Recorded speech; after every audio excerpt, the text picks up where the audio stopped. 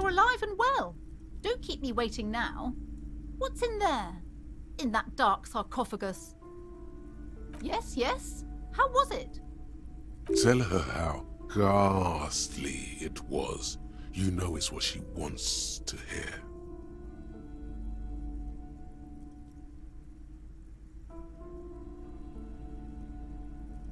I knew it. Oh, such horrors that have been thrust upon us. But what else did you find? Did anything survive? No, of course not. Have you located the entity? A novelty dice maker? Well, spit it out. Why does she need the dice? For some kind of sorcery? Sometimes they use the ankle bones of sheep. I don't understand. If it's not her, then where is the source of the doom? How did she explain the curse? Before you say anything, ask yourself, is the woman really able to withstand the truth? The narrative she's built herself, it does need tearing down. She's squeezing on the pendant too tight, a drop of blood in her palm. To hell with it. Perchance you ought to just lie, sire.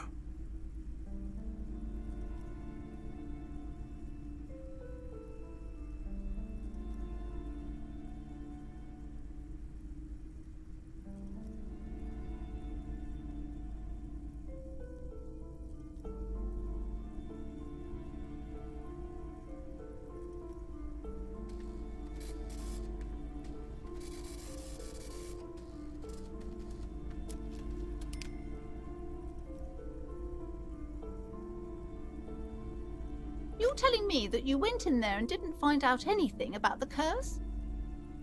Of course. I should have known better than to put my hopes on a man like you. You're no Simonese ghost whisperer. You're an alcoholic. The investigation's over. I don't want you going in there anymore. You're only angering the psychic weather in here. Now, if you're not going to buy anything... There was never any other way this could have gone. She's just too far gone into her... I am sorry we had to disappoint you, ma'am. Can we go now?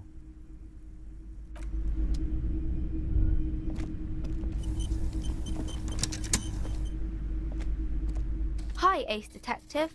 Are you here for more books?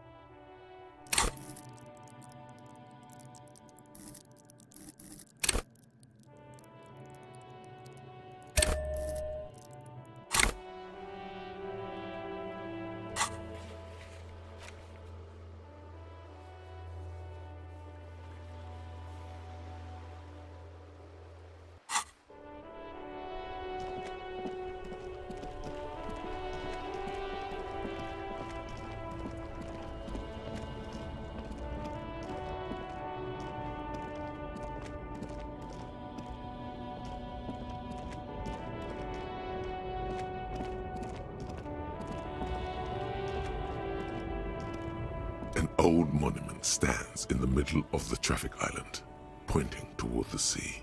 It looks as if it's been reassembled piece by piece, secured and mounted in the air with the aid of numerous ropes and rods. Even by the standards of the Philippian kings, old sumptuous Philip was known for his profligacy.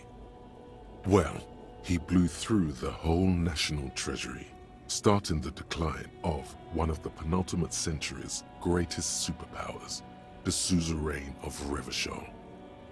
His own maladministration foreshadowed the fall of the monarchy during the anti-centennial revolution, an end to his family line, and the stories have it that he had his bedroom converted into a treasure chamber where he stored unfathomable wealth.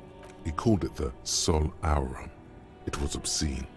There were whispers he slept on a huge pile of gold-dipped feathers, like some obese dragon, instead of a bed, like a normal person. But wait, you haven't even heard about his fabled cocaine addiction.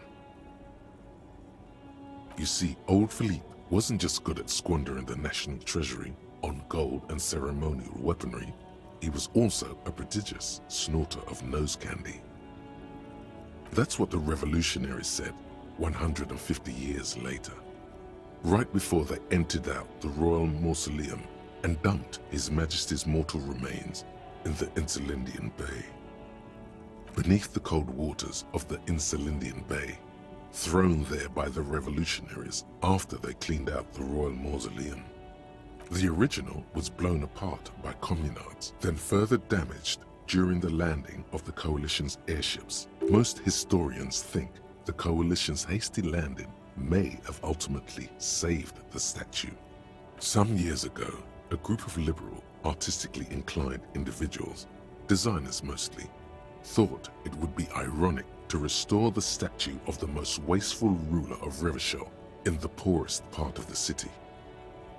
The statue is supposed to capture the moment it was blown apart, like an instant frozen in time, a rare butterfly trapped in. People in Martinaise tend to disagree, as do many prominent art critics, and Philip III, the squanderer, however, with his bronze face up in the air, not that he ever did in life either. Wow, you work hard. Oh yes, you hustle. You're a provider. It's tough out there, but you keep it real and provide. Oh yeah, like a horse, a workhorse, for hard work. Look at yourself. You're a human pedometer. You must have walked 200,000 steps down cracked asphalt, mosaic, sand, and linoleum. That is the sign of a hustler who never gives up. The world is harsh and people are evil. You didn't make it that way, and you won't let it break you. A little. You make money. You got gills, baby. Got those black papers with the faces of the innocents on them. You bring in the Franco-Negro. It ain't easy, but you do it. Day in and day out. You didn't make the rules, but you won't lose.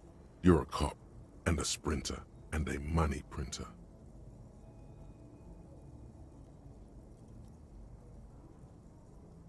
Oh yeah, you took that bribe hard. You're a killer. Sure. And has it been easy? Is life easy? Have you not gone into cardiac arrest? Are you not about to have an anxiety attack? Are you rich? That's right. You work harder than anyone. You almost rode yourself to the grave and you're still practically a hobo. Why is that?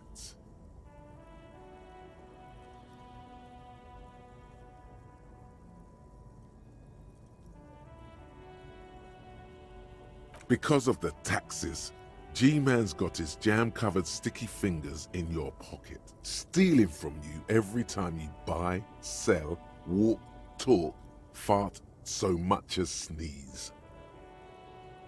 Aren't taxes almost non-existent in the Gossamer state that is Revachol?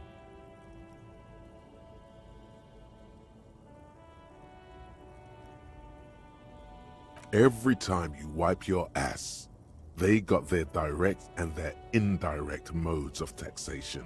Sales tax, 98% of all your money.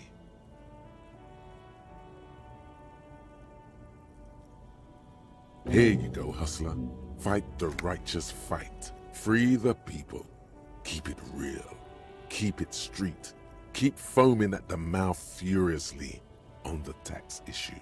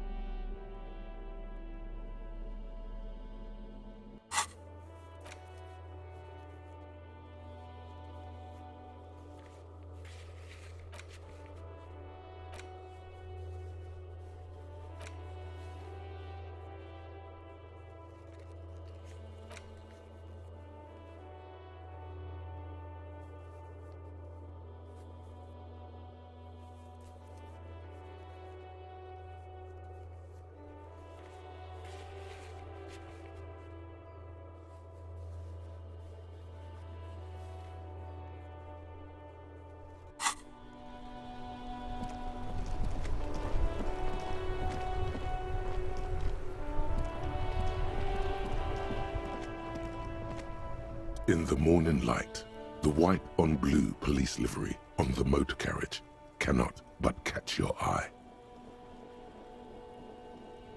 Do something important? Something murder-related? There's always something important. Doesn't mean you can't take a moment to admire this piece of machinery. This is a Caprice Canema, the Caprice Motor Corp's follow-up to their highly successful with its air-cooled, rear-mounted 12-cylinder compression ignition engine, driving the rear wheels through a 4-speed manual gearbox. Even at a standstill, the unibody Caprice Canema looks sleek and dynamic. The cabin is tilted frontward to give it a more aggressive, hunched look. Someone has waxed it recently. You want to take a closer look? 130.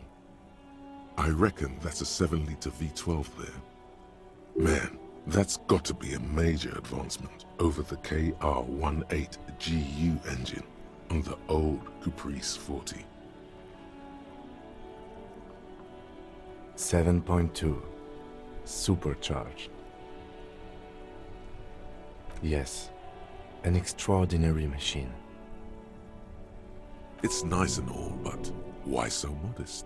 Put some zing into it. Flare it up. Slam it down. Helium headlights would improve the range and quality of the visual field a lot. Actually, I have a pair at home. Just haven't gotten around to fitting them yet. I need to lay some wiring for the ballast first. Maybe. Yes, definitely maybe. And means no.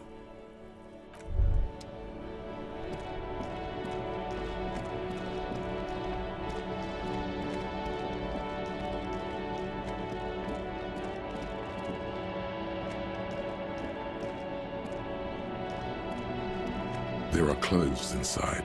Cheap second-hand clothes. Don't be shy. These are premium class clothes. Good quality fabrics, best retro design. Save the economy with your style, officer. Save the economy? That sounds off. Haven't you heard, officer? We've got to be economically conscious. Recycle your cash, keep it in circulation. Don't buy new things. Buy eco. Look around, officer. You see all these premium goods just sitting there, not getting bought? We've got to keep the flow of goods moving. Is this really the economy we want to leave to our children?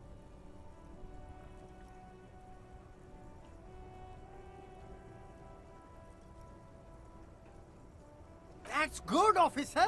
That's exactly what the economy wants you to do. You find your hands deep in tattered and faded garments made from weird polyester blends that make your body itch and sweat in all the wrong places. The box smells like cat piss or like an old person with no money. Economical, but also trendy. Look first-hand, buy second-hand. Keep the economy moving. No good. All you can come up with are some treated wool pants. You can tell they're too tight around your thighs and too loose around the waist. They itch like hell. Like an itch pit in hell. All natural materials, see? Real wool, 100% skin friendly, and they're yours for only 2 real.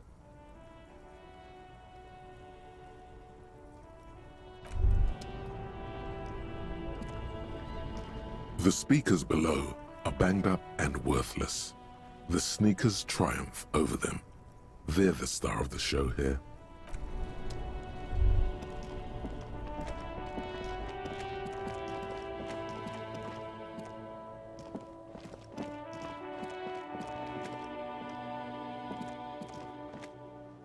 Good morning to you, officers.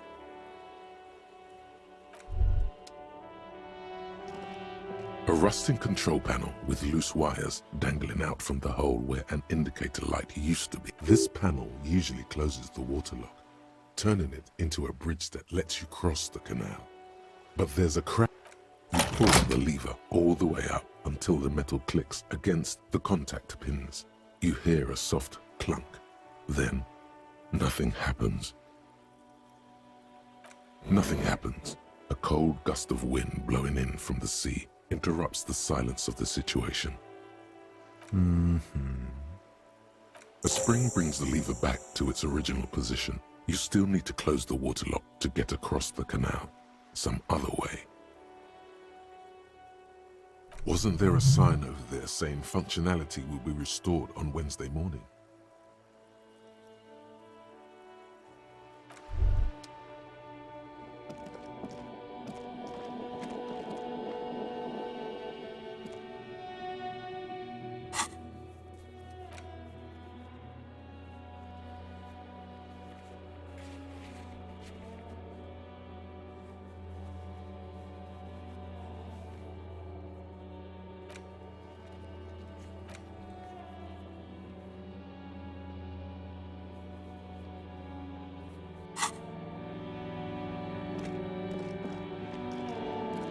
Good morning to you, officers.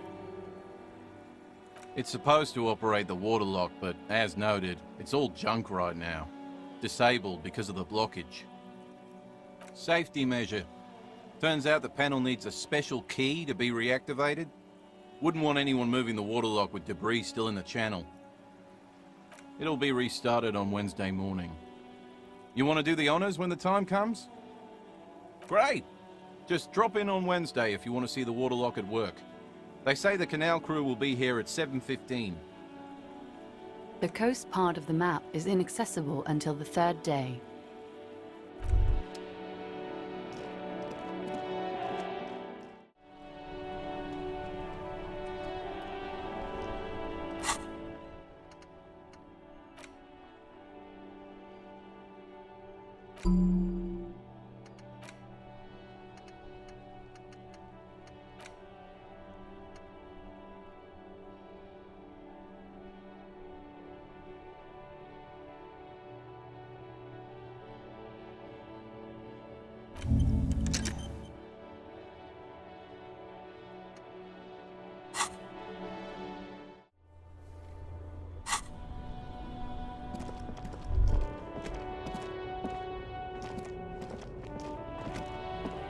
Shine on these sunglasses lasts a lifetime, officer. 100% guaranteed. Abort.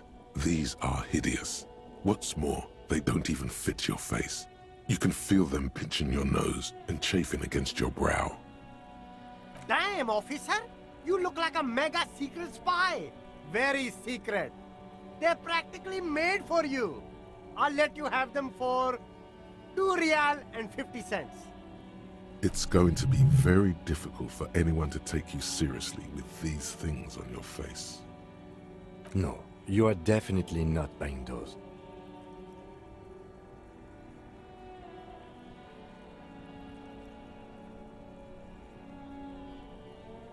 Are you sure? But they look so good on you. You should think this through, officer.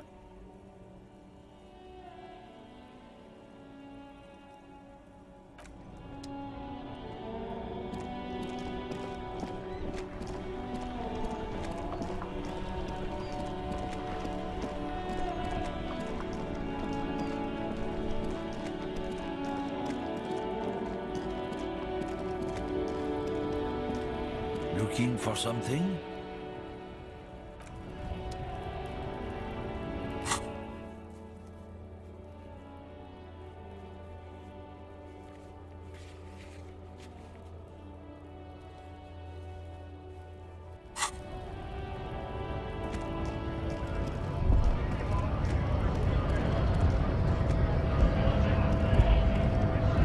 Right to work!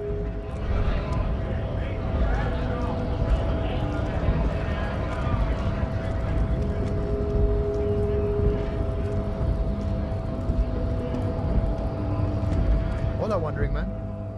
How can I help you?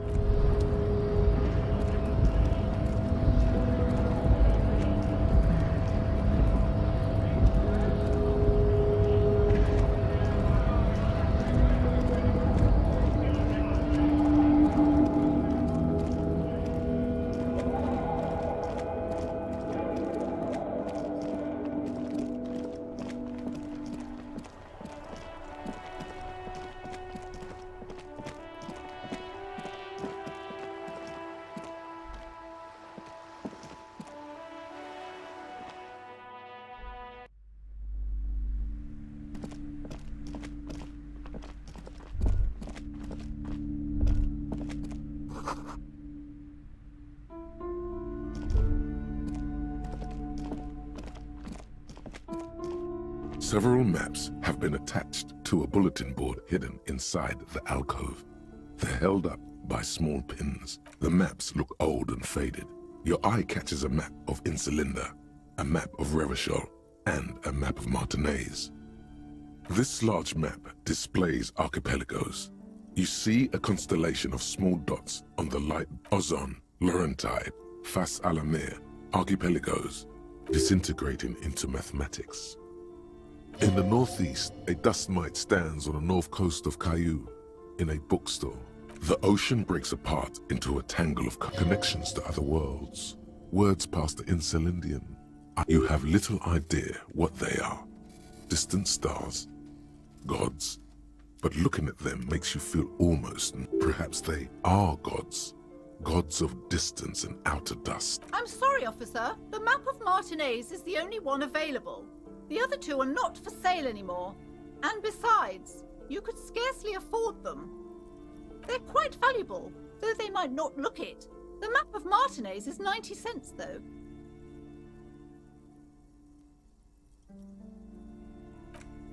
Yes, yes. Are you interested or not?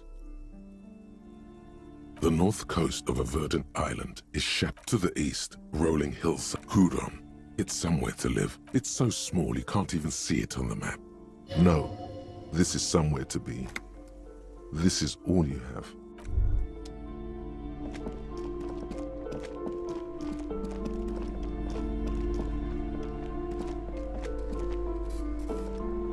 A small mountain of colorful board game boxes. There are numerous types of games for all ages. A lot of shelf.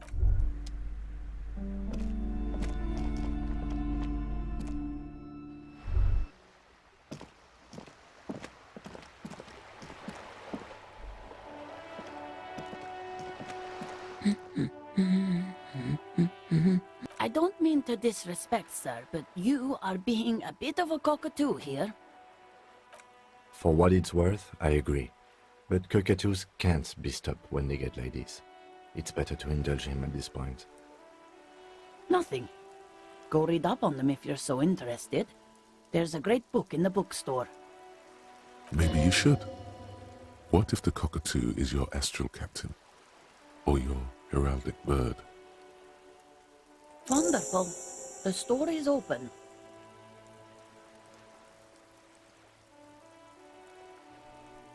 The woman before you nods and returns to her reading.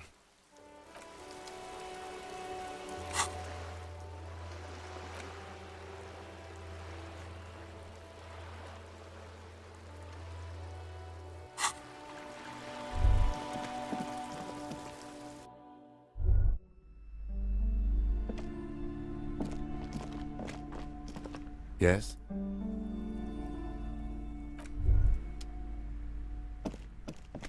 The display rack is brimming with worn paperbacks featuring an extremely muscular, sword-wielding barbarian on the cover.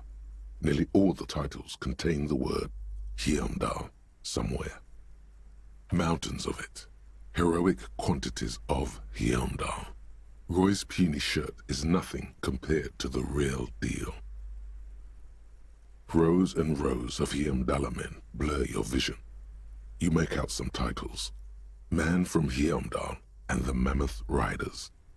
Man from Hyundai, maybe 100. Man from Hyundai and the sages at the end of the world, not even close. Man from Hyundai in hell. Man from Hyundai and the forest of slaves. Man from Hyundai. A twinge at the back of your head makes you flinch. Your eye starts twitching. Your hand reaches toward a book with glossy cover art of the very muscular man from Hyundai in chains, kneeling in front of a staircase leading to a throne. A woman sits on the throne. Between the throne and the Hyundai man lies a bonfire, casting shadows on the wall. The shadow of the woman's headdress looks like a pair of devil horns. The title reads, Man from Hyundai and the Devil Woman. Especially those leering types who seem to wear nothing but an armored bikini. There's also some sort of a snake lizard beast slithering around her abdomen, chest, shoulder region. It's symbolic of vice and sin. The display rack before you is burdened under piles of Man from Hyundai novels.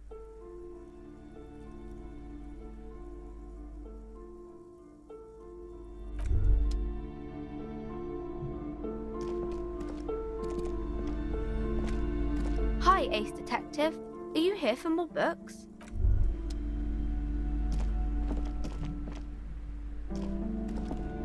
Hello again, esteemed officer, and welcome to Crime, Romance, and Biographies of Famous People. A book about cockatoos? There should be one upstairs, right next to the shelf of biographies.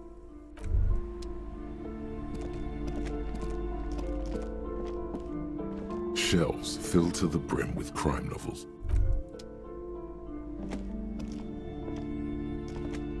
A sulfur-crested cockatoo sits on the cover, its beak slightly open. It looks as if the bird is calling out the book title, From A to Zurich, a guide to a well-behaved cockatoo. Turns out that there are so many different cockatoo species, and they all have behavioral problems. You don't have behavioral problems. That's garbage. You're cool. It's a must-have if you own a cockatoo. I've heard they're quite capricious.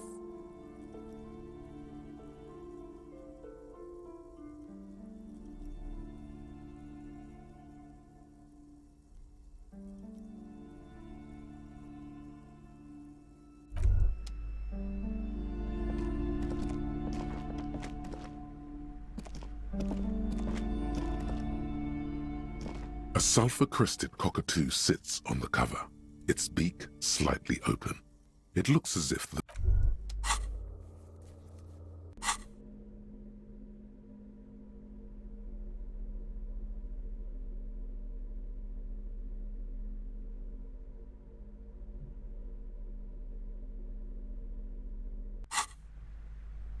A sulfur-crested cockatoo sits on the cover.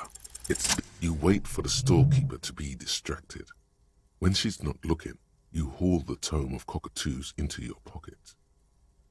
It's quite a challenge, but eventually, the guide to the cockatoos is yours. Splendid effort.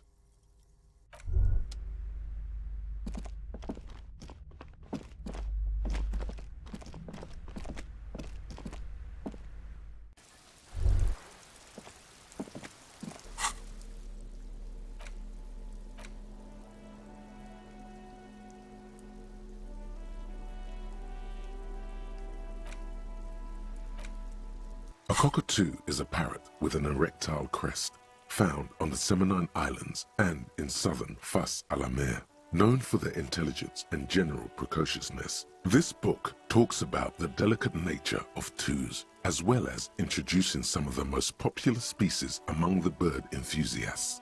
The funeral cockatoo, the major majestic cockatoo, and the most common bang bang cockatoo. Despite its banging name, the bang bang cockatoo is actually the shyest of the species, common in almost all Seminoles forests, as well as zoos and homes all over the world.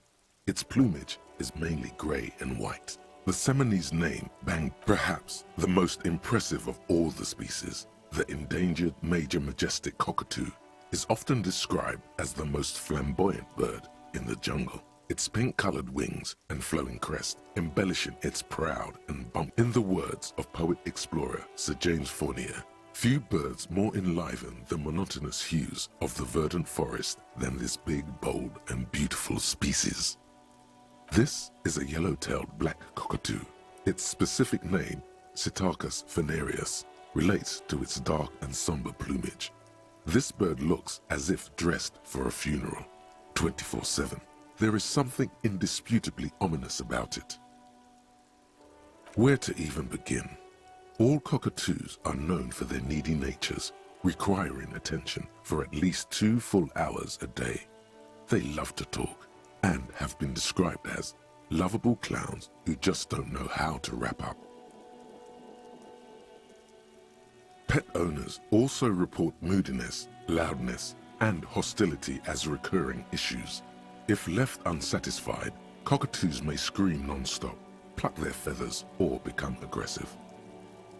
It is not recommended to get a cockatoo if you're not able to cook them food every day and give them the full care that they need. These birds will never understand that you have a life of your own. You're right. Cockatoos are magnificent creatures. They love to perform, cuddle and show off, and will even scream for fun, often as loud as up to 135 decibels. Ouch, that must hurt. Not great for the neighbors. Performing? Yes, birdie. Yes, but all those cockatoo species are so different. Which one are you?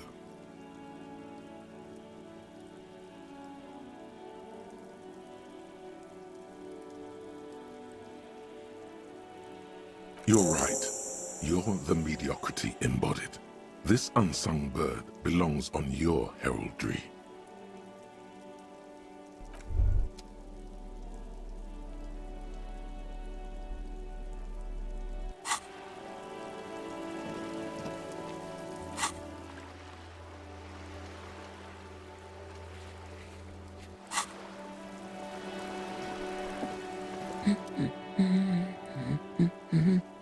Excuse me?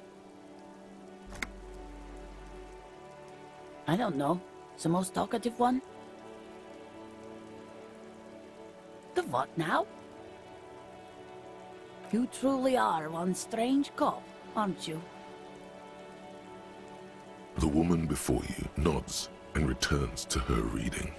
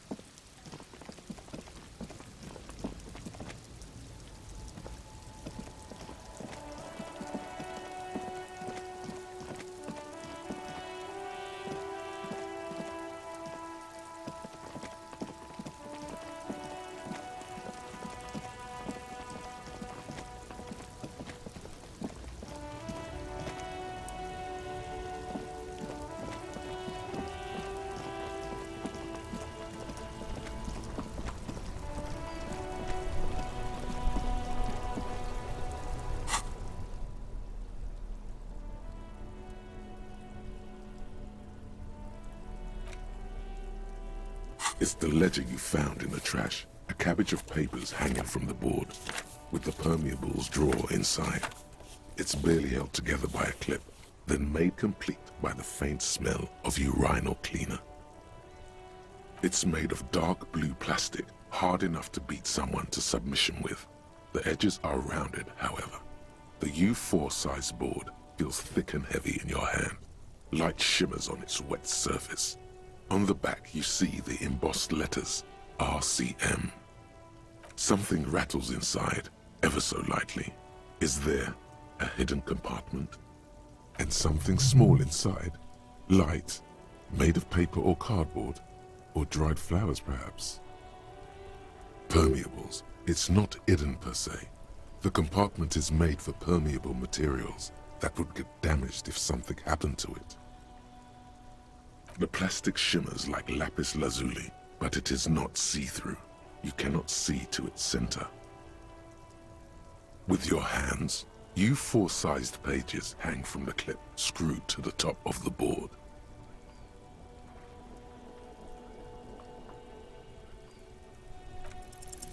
Is not what you end up doing. You squeeze the plastic to slide it open, but nothing happens. Then you bend it some, then crack it. The goddamn thing is stuck. The ledger quivers in your hand. As it shakes, the pages rustle. This pathetic mess suddenly afraid of you for some reason. In the back, you see thin, translucent copier paper. Some neon yellow, some bright red, all covered in boxes. Then rip them from the binder and hand them out, according to type of form. 3. The topmost are misconduct fines. The middle ones are station calls. And the bottommost are field autopsy forms. Each is easy enough to make sense of. You don't have to be an intellectual giant to do police work. A monetary penalization ranging from 20 to 250 real. Severe cases allow for 1,000 real, but that requires special paperwork. The details of issuing these fines are spread out over the rest of the fields, but they appear pleasantly vague. These are quite sinister in tone. They give a date and time for the person to appear at the specified precinct police station. Below the call are the criminal charges you risk by not appearing. All in a print so small it could be considered downright cute. A dozen pages of thin copy paper, bright red in color. You see the parameters of a deceased human form waiting to be filled in. Age, sex, condition of internal organs, color of the irises, predation marks, condition of sexual organs. Yes, all that remains now is to fill those forms and hand them to people. Fines for wrongdoers, interview requests for bad guys, and field autopsies to dead guys. The rest of the stinking cellulose is much worse for wear. Being sandwiched between the board and the rest of the paperwork must have spared the fragile copier paper. They're not exactly white. They're yellowed in patches by sunlight and alcohol and covered in dense blue handwriting. Ink escapes into watercolor patterns, reaching its tendrils across entire pages. The paper itself is checkered with faint red lines forming short paragraphs. Once in a while, there's a red stamp that exclaims, "Case files commit to paper." The case files themselves are plenty. You count more than 100 sodden, crumpled up, earmarked pages falling apart in your hands. Work, strife, poverty, the Jamrock Quarter. These are handwritten logs of investigations dating back to January 51, this year. The exact number is hard to estimate due to missing pages and an odd naming convention. But there are at least 20, maybe 30 cases undertaken, not completed, mind you. It's the middle of March.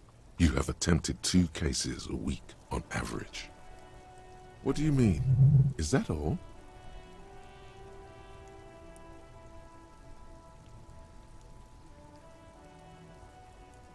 Yes, it appears you employ a, shall we say, robust yet literary system. Each investigation has its case number written on the margins. Yet, still more tellingly, most are accompanied by a name. A title, one might say even. One that draws inspiration from snoop fiction and vespertine cop show staples. Yes, all caps. One is called The Next World Mural. Another, The Square Bullet Hole Murders. Another yet, The Unsolvable Case. Others appear more light-hearted. The guys on a couch in an unexpected location, and the murder at the Ukar parlor. Even the rare article-free collapsing tenement. Murder features prominently throughout. It's going to take an effort to piece these case files together, but it can be done. Once you're done inspecting them up close. Huh? 2 complex cases to undertake is a lot, yes. You really have to push yourself. I would not suggest it, lest you start making mistakes.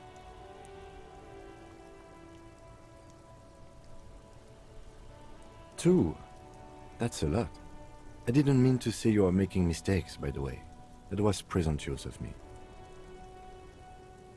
I prefer a normal caseload. It's a matter of method. Like a fan of gills, the checkered papers dry in your hand. The handwriting is extremely dense, if mostly illegible. You mean the alphanumeric? Officer, precinct, time of arrival at the scene?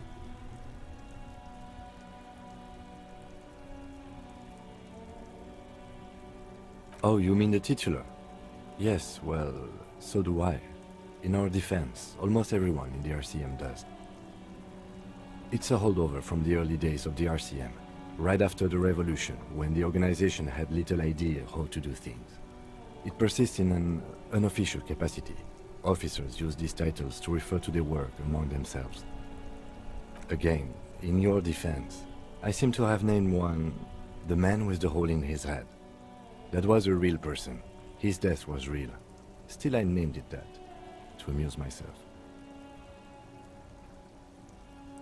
I pray his loved ones never find out. Rail spiked through the head. He died. It was a workplace accident. There is, for precisely one more. 15 pages near the end remain untouched by the damage. The checkered grid forms a structure of passages, breaking the case into subtasks to accomplish. Once all the tasks are accomplished, the case is complete. The tasks you've completed flow out of the kind green ape pen in a brash freehand similar to the rest of the letters. The wording comes easily.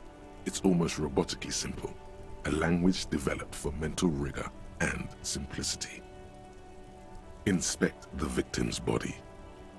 Interview the cafeteria manager. It's not exactly poetry, but poetry would be out of place. A satisfying slash sounds across the paper. You're done, it seems to say. And you, and you. You're a swashbuckler with that pen, Harry, and it feels good. Feels like completion. Things to be done and things already done. The composition of reality. This is an extremely useful tool for a detective of the citizens' militia. Now all that remains is to name the case. No, actually. Any ideas? Great. That's great. That's actually what I was thinking too. The Hanged Man. Good, strong name. We have a very good name for the case now. I'm going to start calling it the Hanged Man. It's good we sorted this out. The notebook is annual. It says 51 on what remains of its cover. A molten strap of cardboard. Everything prior to this must have belonged to a previous volume. In short, there was more. You don't exactly close them, so much as distance yourself from the smelly papers. They're a little further from your nose now. Yes, you can piece them together using the alphanumeric code on the margin. It always begins with HDB 41, then date of initialization and time of arrival on the scene, followed by the title. For example, HDB 41120111700, the Next World Mural.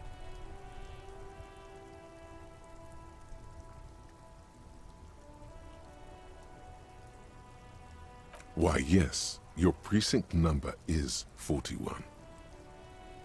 Every last alphanumeric in the files begins with it. And these are your case files. It's safe to say HDB are your initials. Feeling isn't really the jurisdiction we're in right now. It takes about half an hour to piece one together using the system you've devised. Where do you want to start? Not much has changed in the meanwhile. A bunch of sodden papers still sags from the clipboard.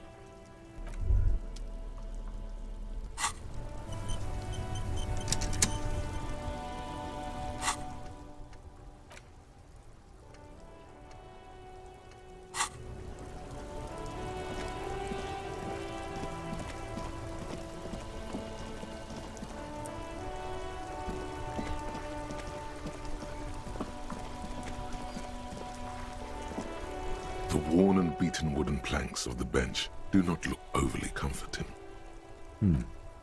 We can sit on benches after we've solved the murder. Let's go. You can revisit the bench if you ever need to pass the time when Lieutenant Kitsuragi is gone.